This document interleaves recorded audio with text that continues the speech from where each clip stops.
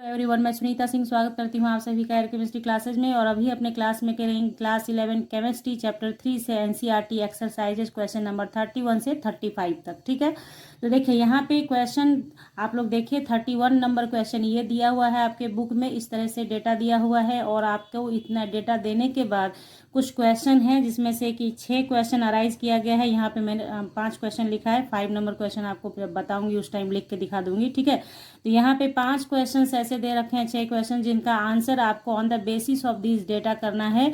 तो अब आप यहाँ पे सुनिए मेरी बात को ध्यान से। इस डेटा को देखकर आप कैसे पता लगाएंगे। मान लीजिए यहाँ पे दिया हुआ है, एलिमेंट दिया हुआ है, ionisation enthalpy first, ionisation enthalpy second और इलेक्ट्रॉन गेन एंथैल्पी दे रखा है। और आपसे कहता है कि पहचानो भैया द लीस्ट रिएक्टिव एलिमेंट, पहचानो द मोस्ट रिएक्टिव मेटल, पहचानो the most reactive non metal. ठीक है, यानी देखिए यहाँ पे मैं आपको अंडरलाइन कर देती हूँ ताकि हाईलाइट हो जाए। ये एलिमेंट है, ये मेटल है, ये नॉन मेटल है, ये भी नॉन मेटल है। ठीक है, तो क्या है यहाँ पे कि इस टाइप के क्वेश्चंस को आखिर आप करेंगे कैसे जब तक आप कुछ कॉन्सेप्ट अपने दिमाग में नहीं रखेंगे।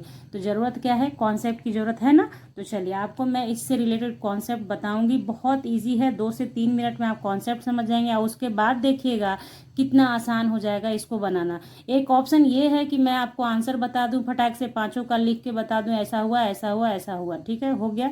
लेकिन मेरा काम वो नहीं है कि मैं ऐसे ही आपको बता दूं लिख के कि हाँ भैया देखो ये ऐसा था तो ये रिएक्टिव है, ये नॉन मेटल है, ये मेटल है। ऐसा हो ही नहीं सकता है मेरे साथ।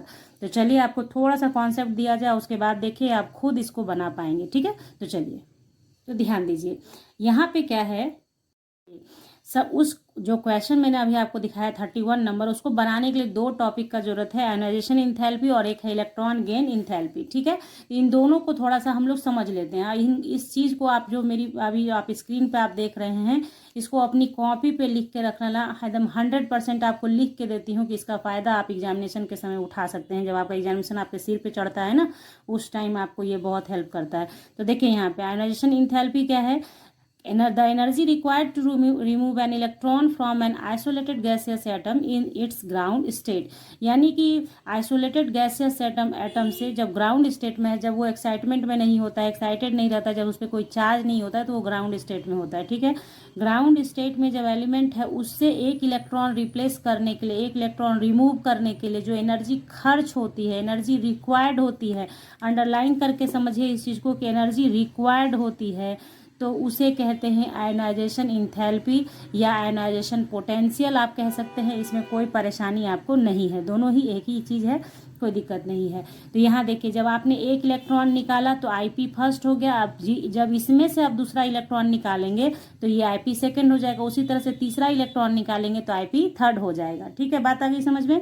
अब देखिए IP second is always greater than IP first, या यूं कह सकते हैं IP third is always greater than IP second, यानी जितना ज़्यादा आप इलेक्ट्रॉन निकालेंगे उतना ज़्यादा आपको एनर्जी खर्च करना होगा। यानी हमेशा याद रखिएगा, अगर किसी एक मेटल के लिए, किसी एक एलिमेंट के लिए आईपी वैल्यू दे रखा है तो पहला आईपी वैल्यू कम होगा देन सेकंड वाले से, और सेकंड वाला कम होगा देन थर्ड वाले से। फोर्थ आईपी नहीं होता है क्योंकि ये पॉसिबिलिटी ही अभी नहीं बनी है। ठीक है, आपने समझा मेरी बातों को। अगर आपको लग रहा है कि थोड़ा फास्ट हो रहा है तो आप एक काम करो, थोड़ा सा पीछे जाके फिर से सुन लेना। ठीक है, तो यहाँ पे देखिए आपको और एक चीज़ याद रखिएगा, always always always ionization enthalpy is always positive, always positive होता है आईपी वैल्यू, यानी एनर्जी रिक्वायर्ड होता है उसे।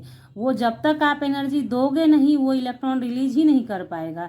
इलेक्ट्रॉन रिलीज करने के लिए उसे एनर्जी चाहिए, क्योंकि जब इलेक्ट्रॉन एक्साइटेड होगा तभी जंप करेगा, तो एनर्जी चाहिए। तो एनर्जी चाहिए मीन्स कि वो पॉजिटिव हो गया। चाहिए, पॉजिटिव मतलब क्या है, आप एनर्जी देंगे, एक्सटर्नल सोर्सेज से एनर्जी जाएगा, एनर्जी आप देंगे तो दैट इज पॉजिटिव। आप ऐड करेंगे इलेक्ट्रॉन, ऐड करेंगे एनर्जी। बात आई समझ में आपके। तो क्यों पॉजिटिव हुआ, रिक्वायर्ड है, हमने दिया, हमने ऐड कराया, दैट्स वाई पॉजिटिव है। ओके, क्लियर हो गया आपको।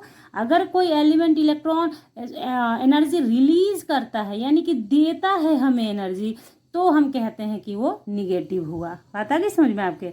तो चलिए यहाँ एक चीज़ ये स्टार मार के लिखिएगा बच्चों, reactivity inversely proportional to IP, यानी आईपी वैल्यू जितना कम होगा रिएक्टिविटी उतना ज़्यादा होगा। इन्वर्सली का मतलब होता है ना कि एक दूसरे से उल्टा होता है। अगर आईपी वैल्यू कम है तो रिएक्टिविटी ज़्यादा होगा, और आईपी वैल्यू ज़्यादा है तो रिएक्टिविटी कम होगा। बात आ गई समझ में आपके। देखना इस सब का इस्तेमाल अभी उस क्वेश्चन में कैसे करेंगे हम लोग। अब थोड़ी देर के लिए देख लेते हैं इलेक्ट्रॉन गेन इंथैल्पी। तो इलेक्ट्रॉन गेन इंथैल्पी जो होता है ना, ये देखिए किसी भी एलिमेंट में जब आप इलेक्ट्रॉन ऐड कराते हैं निगेटिव आयन बनाने के लिए, तो उस समय जो चेंज इन एनर्जी होता है, ध्यान दीजिए वर्ड पे, चेंज इन एनर्जी होता है, उसे इलेक्ट्रॉन गेन इंथैल्पी कहते हैं। यानी यहाँ मैंने ये नहीं कहा कि एनर्जी रिक्वायर्ड होता है, एनर्जी रिलीज होता है, मैंने कहा चेंज इन एनर्जी होता है। यानी कि यहाँ पे दोनों ही बातें हो सकती हैं, पॉजिटिव भी हो सकता है मेरा इलेक्ट्रॉन गेन इंथैल्पी, या फिर निगेटिव भी हो सकता है, डिपेंडिंग अपॉन एलिमेंट के, एलिमेंट में जिसमें आपने इलेक्ट्रॉन ऐड करना है उस एलिमेंट का नेचर कैसा है। देखिए ध्यान से एकदम, इस जैसे ही मैं बोलती हूँ ध्यान से सुनिए, तो बस ध्यान से सुनिएगा, क्योंकि मुझे पता है कि यहाँ पे जरा भी भटकेंगे आप तो एकदम कॉन्सेप्ट दिमाग में नहीं जाएगा। तो यहाँ पे ये चीज़ समझ गए आप। मैंने यहाँ लिखा भी है कि depending on elements the process of adding electron to the atom can be इधर एक्सोथर्मिक और इंडोथर्मिक और एक्सोथर्मिक। ठीक है, बात आ गई समझ में। इंडोथर्मिक का मतलब होता है एनर्जी चाहिए होगा यानी पॉजिटिव हो जाएगा, एक्सोथर्मिक का मतलब होता है एनर्जी रिलीज करेगा। ठीक है, ये दोनों हो सकता है, जबकि आपका जो आईपी वैल्यू था वो पॉजिटिव ही हो सकता है और कुछ नहीं होगा। ठीक है, समझ गए। अब आइए, अब इस चीज़ को समझने के लिए कि क्यों मैम एंडोथर्मिक और एक्सोथर्मिक क्यों होगा, इसके लिए दो एग्जाम्पल लेते हैं हम लोग। यहाँ पे देखिए क्लोरीन हमारा 17 रहता है, इसका इलेक्ट्रॉनिक कॉन्फ़िगरेशन जब आप लिखते हैं तो कैसे लिखते हैं, 2 8 7 यही लिखते हैं। तो देखिए क्लोरीन को अपना अष्टक पूरा करने के लिए यानी ऑक्टेट पूरा करने के लिए बाहर से एक इलेक्ट्रॉन चाहिए, एक इलेक्ट्रॉन चाहिए, है ना। तो चूंकि ये इलेक्ट्रॉन लेगा तो ये कॉन्फ़िगरेशन कैसा हो जाएगा, इसका स्टेबल कॉन्फ़िगरेशन हो जाएगा, लाइक आर्गन 18 होता है ना, आर्गन का 18। तो ये किसके जैसा हो जाएगा, आर्गन के जैसा हो जाएगा। हर एलिमेंट केमिस्ट्री के अंदर यही चाहता है कि उसका कॉन्फ़िगरेशन किसके जैसा हो जाए, इनर्ट गैस के जैसा हो जाए, क्योंकि स्टेबिलिटी होता है इनर्ट गैस के पास, तो स्टेबल होना हर कोई चाहता है, तो एलिमेंट भी चाहता है। तो यहाँ आप समझिए इस चीज़ को कि एक इलेक्ट्रॉन लेने के बाद ये स्टेबल हो जाएगा, इसलिए ये हमको खुशी के मारे क्या करेगा, एनर्जी रिलीज करेगा। क्यों करेगा, क्योंकि भैया जब एक इलेक्ट्रॉन मुझे मिलेगा तो मैं स्टेबल हो जाऊंगा, दैट्स वाई ये क्या करेगा, निगेटिव आपको देगा, negative value of ionization enthalpy देगा। यानी कि यहाँ पे निगेटिव हो गया, यानी कि एक्सोथर्मिक हो गया, एनर्जी रिलीज करेगा, एनर्जी रिलीज करेगा। समझ रहे हैं बात को, डिपेंड करता है कॉन्फ़िगरेशन पे। इलेक्ट्रॉन गेन इंथैल्पी के अंदर बहुत ज़्यादा कॉन्सेप्ट है मेरे बच्चों, जब मैं पर्टिकुलरली इस चैप्टर को पढ़ाऊंगी तो उसमें मैं और अच्छे से डिटेल में समझाऊंगी आपको, लेकिन यहाँ पे जो नीड है, मतलब ये आप समझिए कम शब्दों में ज़्यादा जानकारी आपको देने की कोशिश है कि अगर आपका इलेक्ट्रॉन लेने के बाद स्टेबिलिटी गेन होता है तो यहाँ पे एनर्जी रिलीज हो गया। अदर हैंड आप देखेंगे कि नियन है, इसका 2 और 8 होता है। अगर आपने इसमें कोशिश करी इलेक्ट्रॉन ऐड कराने की इलेक्ट्रॉन कराएंगे इसको ऐड आप, तो क्या होगा, ये ऑलरेडी स्टेबल है, इसको जैसे ही आप इलेक्ट्रॉन देंगे ये अनस्टेबल हो जाएगा। ये तो स्टेबल है ही, क्योंकि ये क्या है, आपका नियन एक इनर्ट गैस है, तो इनर्ट एलिमेंट है, जिसके कारण इसमें जब आप इलेक्ट्रॉन ऐड कराने की कोशिश करेंगे तो ये अनस्टेबल कॉन्फ़िगरेशन में जाने लगेगा, जिसके कारण ये क्या करेगा, ये काम करेगा ही नहीं इजीली। इसलिए यहाँ पे क्या हो जाएगा, आपका इलेक्ट्रॉन गेन इंथैल्पी आपका क्या हो जाएगा, पॉजिटिव हो जाएगा, क्योंकि ये काम कराने के लिए आपको एनर्जी देना पड़ेगा, क्योंकि ये काम गलत है। स्टेबल को अनस्टेबल बनाने के लिए आपको क्या होगा, बुद्धि लगानी होगी, दिमाग लगाना होगा, आपको एनर्जी देना होगा। बात आ रही समझ में। कहीं पे दोस्ती तोड़ना हो तो उसमें कूटनीति लगाना पड़ता है ना, उसी तरीके से यहाँ पे क्या है, स्टेबल है, ये ऑलरेडी स्टेबल है, स्टेबल को ब्रेक करने के लिए आपको क्या करना होगा, इलेक्ट्रॉन और इलेक्ट्रॉन जब आप डालेंगे तो ये अनस्टेबल होगा। अनस्टेबल बनाने के लिए आपको खर्च करना होगा अपना दिमाग, यानी एनर्जी खर्च करनी होगी। दिमाग से मतलब एनर्जी खर्च करनी होगी, इसलिए यहाँ पे ये हो गया पॉजिटिव। यहाँ ये खुशी के मारे इलेक्ट्रॉन एनर्जी को रिलीज कर देता है। बात आ गई आपके समझ में। तो और भी बहुत सारे ऐसे केसेस हैं जहाँ पे आपको बताया जाता है कि कंपेयर करके देखना होता है इलेक्ट्रॉन गेन इंथैल्पी कैसे कैसे क्या क्या होता है। तो वो बातें खाली आप ध्यान में रखना यही सब कि स्टेबिलिटी लूज करेगा तो वो पॉजिटिव हो जाएगा, और अगर स्टेबल होने लगेगा तो वो निगेटिव हो गया। और एक बात समझ लीजिए, यहाँ देखिए मैंने नोट करके लिख दिया है आपके लिए, इसको लिख लेना आप लोग। Electron gain enthalpy becomes more negative with increase in atomic number across a period, और इसी तरह से लेस निगेटिव हो जाता है डाउन द ग्रुप। ये जो डाउन द ग्रुप आप जब आएंगे तो लेस निगेटिव रहेगा बट लेस निगेटिव रहेगा, ठीक है। ये चीज हो गया। अब ये रीजन क्या है यहाँ मैंने लिख दिया है आपको, रीजन आप इसको लिख के पढ़ लोगे तो समझ में आ जाएगा। जितना मैंने उधर समझाया ना आपको, जस्ट वही बात यहाँ पे लिखा गया, ठीक है। चलिए अब क्वेश्चन पे चलते हैं, नहीं तो बहुत देर हो जाएगी। तो देखिए अब क्वेश्चन को देखिए ध्यान से, आप तुरंत बना लीजिएगा, आप फटाक से बना लोगे। The first ionisation enthalpy and second ionisation enthalpy is in kilojoule per mole and the electron gain enthalpy in kilojoule per mole of few elements are given below. Okay, तो देखिए एलिमेंट्स यहाँ पे 1 2 3 4 5 एंड 6 दे रखा है। First IP value दे रखा है, second IP value दे रखा है, और इलेक्ट्रॉन गेन इंथैल्पी दे रखा है, ठीक है। अब आपसे कहता है which of the above elements is likely to be number first the least reactive element. इसमें से सबसे लीस्ट रिएक्टिव, लीस्ट मतलब कम, लीस्ट मतलब कम रिएक्टिव कौन है एलिमेंट। तो देखिए मैंने अभी आपको पढ़ाया आईपी वैल्यू पे अगर रिएक्टिविटी की बात करेंगे तो आईपी वैल्यू जिसका फर्स्ट आईपी वैल्यू अगर कम है तो वो ज्यादा रिएक्टिव होगा, और हमें क्या पहचानना है, लीस्ट रिएक्टिव। यानी फर्स्ट आईपी वैल्यू अगर ज्यादा होगा तो वो लीस्ट रिएक्टिव होगा। जस्ट मैं आपको भी शो करती हूँ फिर से।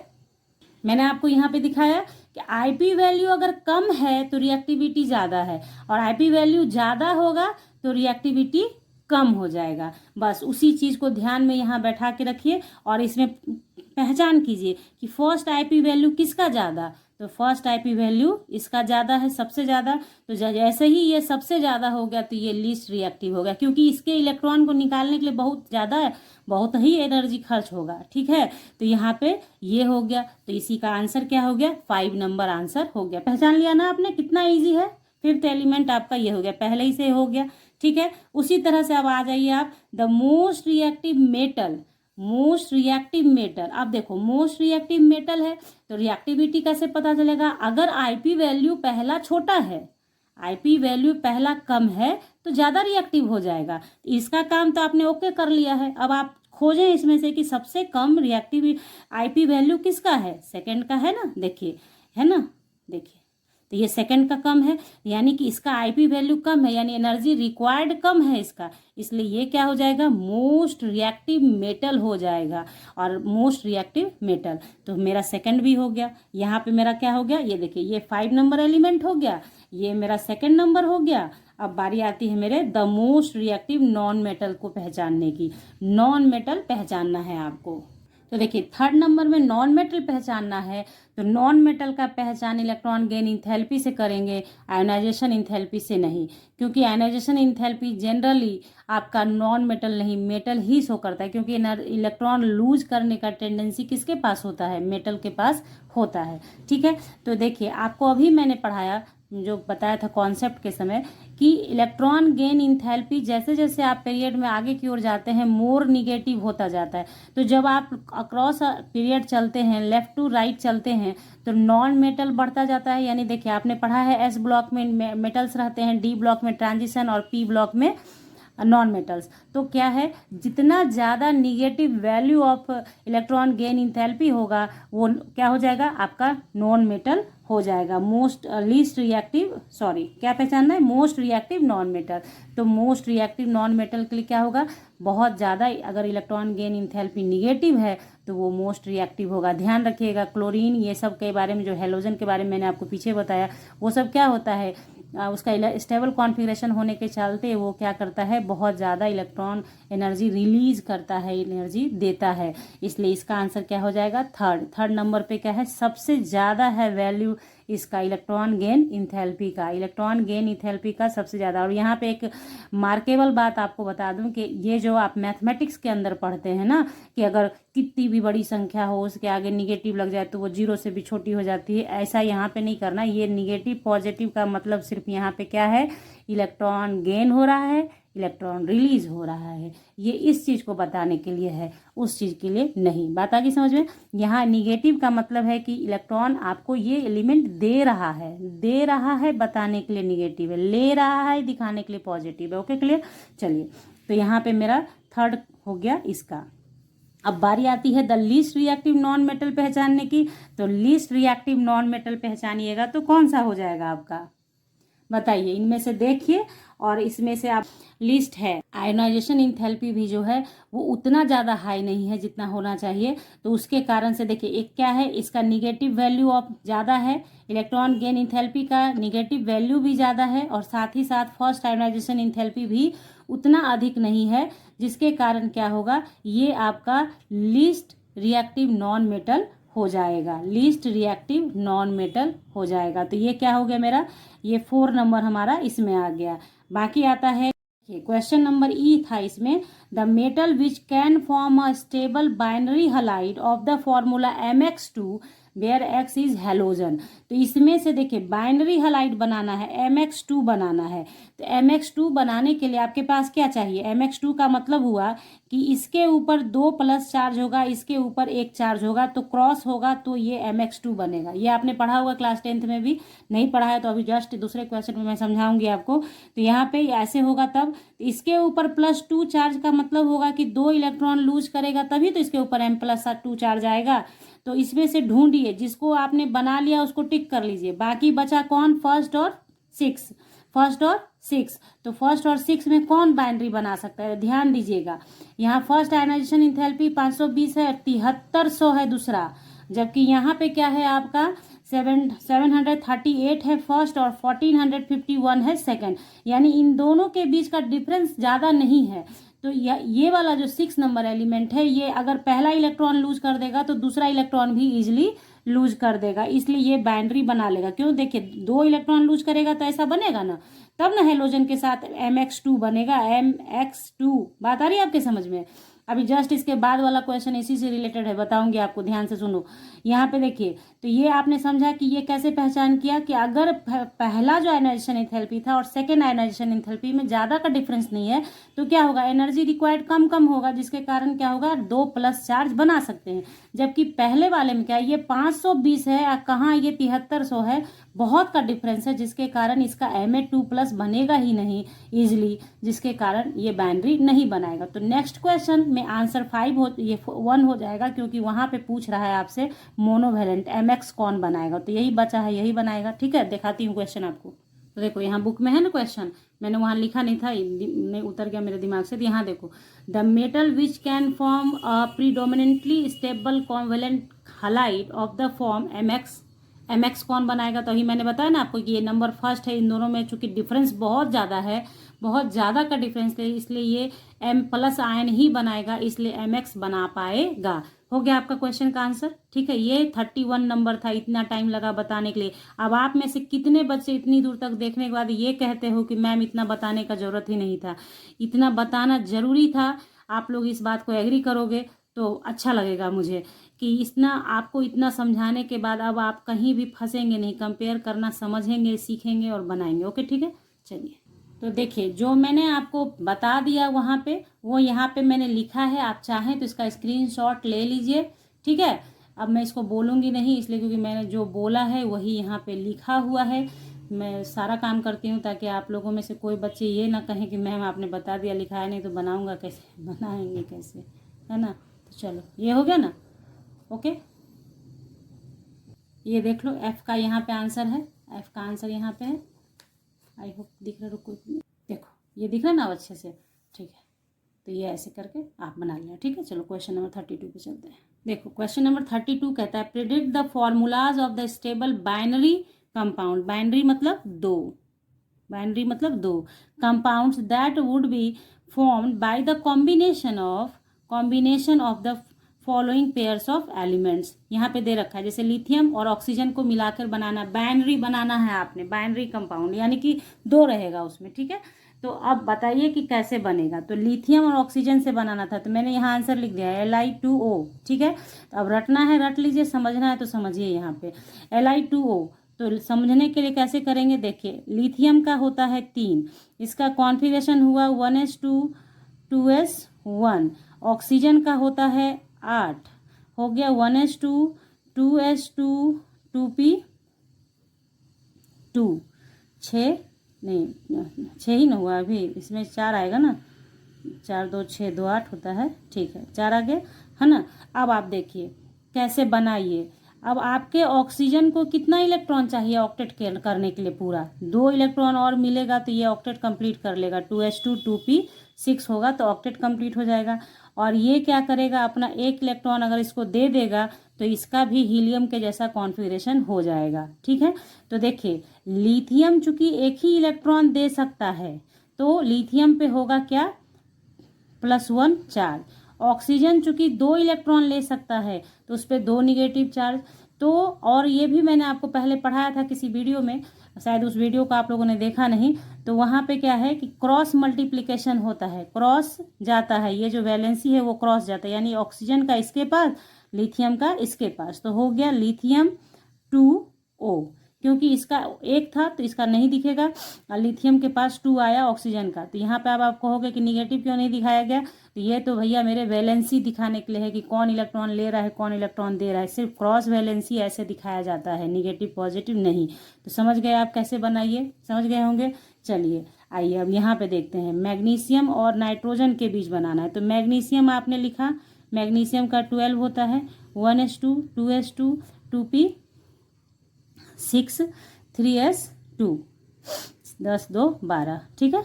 उसके बाद आपके आते हैं नाइट्रोजन पे, नाइट्रोजन का 7 होता है तो हमारा कितना हो गया, 1s2 2s2 2p कितना हो जाएगा, 4 तो हो चुका है, 3 होगा 2p3, ठीक है। तो 7 हो गया। अब आप ध्यान दीजिए इसमें क्या होगा, मैग्नीशियम है और नाइट्रोजन है, तो मैग्नीशियम मैक्सिमम 2 इलेक्ट्रॉन बाहर कर सकता है ना, मैग्नीशियम 2 इलेक्ट्रॉन निकाल सकता है। और आपका यहाँ पे इसको कितना इलेक्ट्रॉन चाहिए, 3 इलेक्ट्रॉन चाहिए ऑक्टेट कंप्लीट करने के लिए। इसके पास कितना है आउटर मोस्ट सेल में, 3 2 5 है, 3 2 5 है, तो 5 में 3 ऐड हो जाएगा तो कितना हो जाएगा, 8 हो जाएगा। तो इसको मैक्सिमम 3 इलेक्ट्रॉन ले सकता है ऑक्टेट कंप्लीट करने के लिए, और ये मैक्सिमम 2 ही इलेक्ट्रॉन रिलीज कर सकता है।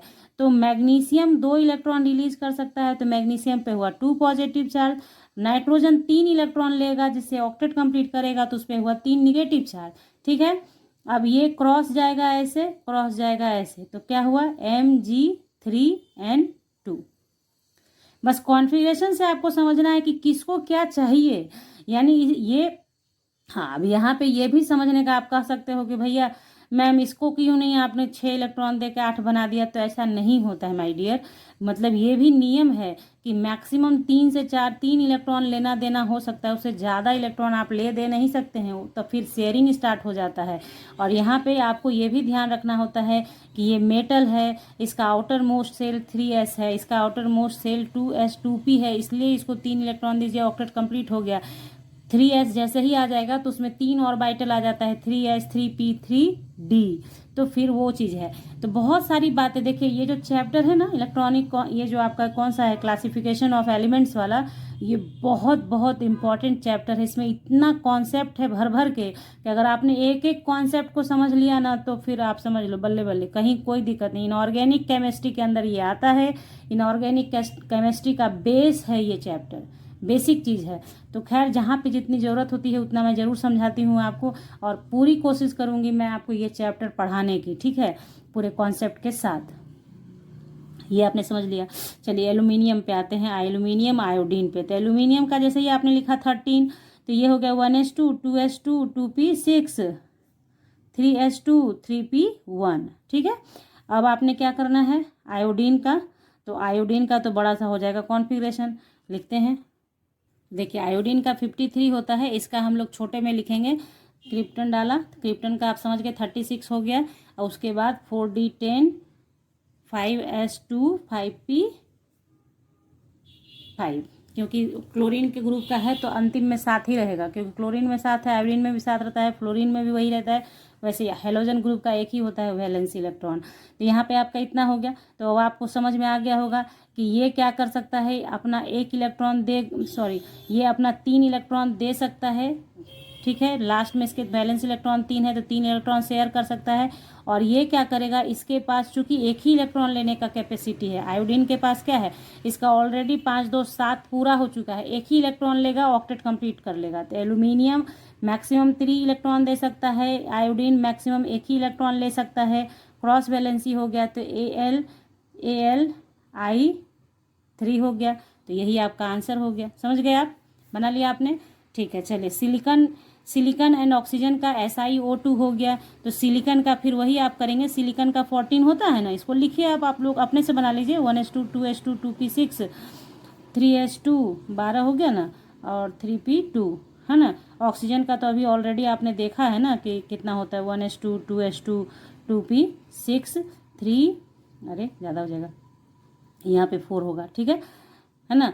तो 4 हो गया आपका। अब आप समझ ही रहे हैं कि ये आपको क्या करेगा।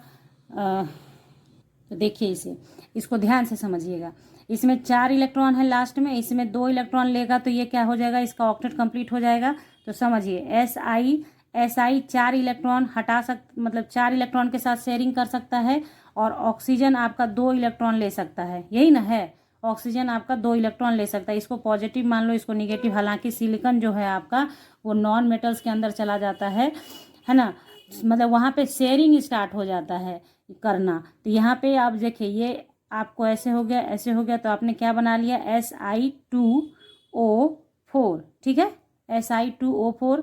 तो यही 2 दूनी 4, यानी कि वो जो आप कहते हैं ना उसको इम्पेरिकल फार्मूला, जब उसको सिंप्लीफाई करते हैं तो कितना आता है, SiO2, ये आएगा ना, Si यहाँ पे 1 रह गया और O2, तो यही आपका यहाँ पे आया है, ठीक है।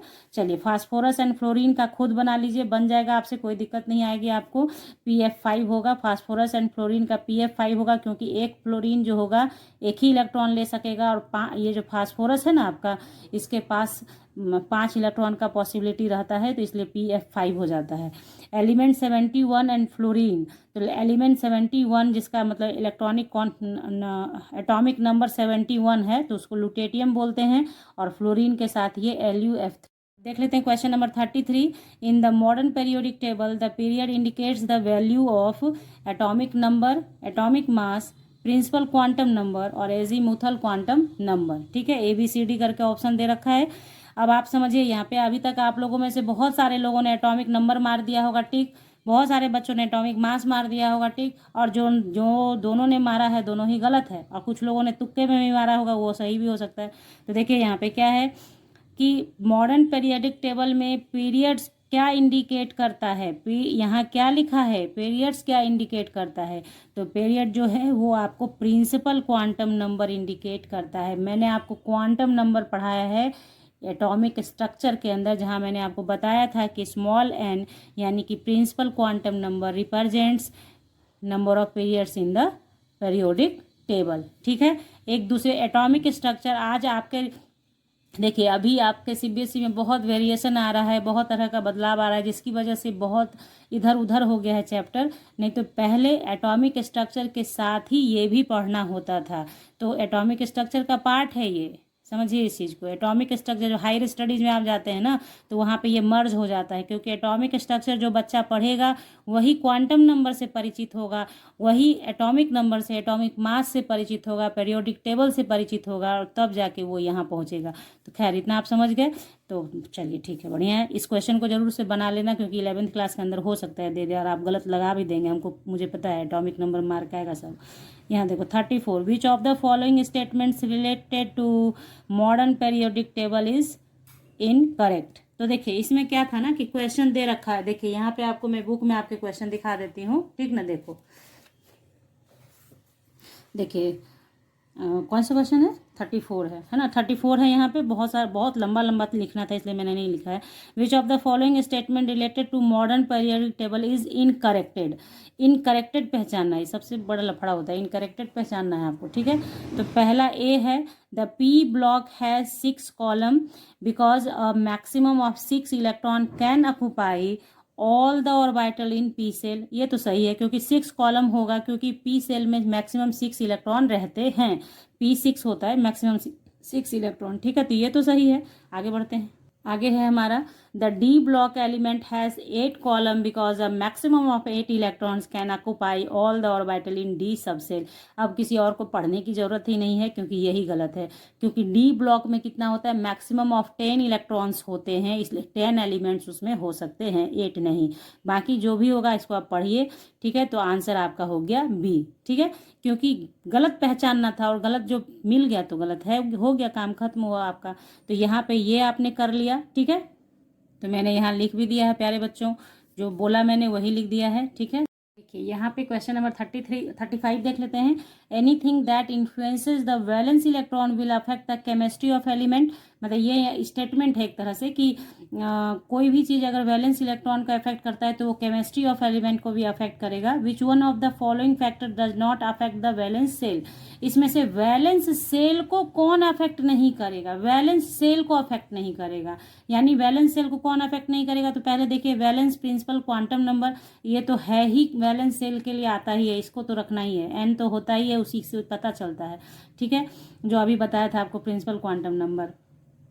फिर आता है न्यूक्लियर चार्ज। तो न्यूक्लियर चार्ज मतलब हो गया क्या आपका? Atomic number. न्यूक्लियर चार्ज का मतलब हो गया एटॉमिक नंबर। तो एटॉमिक नंबर पे तो आप लिखते ही हैं कॉन्फ़िगरेशन, तो कॉन्फ़िगरेशन ही जब इस पे लिखाता है तो इस पे वैलेंस इलेक्ट्रॉन तो डिपेंड करेगा ही, है ना। वैलेंस सेल डिपेंड करेगा, एटॉमिक नंबर आप लिखो, एटॉमिक नंबर पे जब कॉन्फ़िगरेशन लिखोगे तो वैलेंस सेल आएगा ही आएगा। बाकी बचा न्यूक्लियर मास और नंबर ऑफ कोर इलेक्ट्रॉन। तो देखिए ये भी डिपेंड करता है, नंबर ऑफ कोर इलेक्ट्रॉन का मतलब हुआ वैलेंस सेल को छोड़ के जो इलेक्ट्रॉन आता है वो कोर इलेक्ट्रॉन होता है।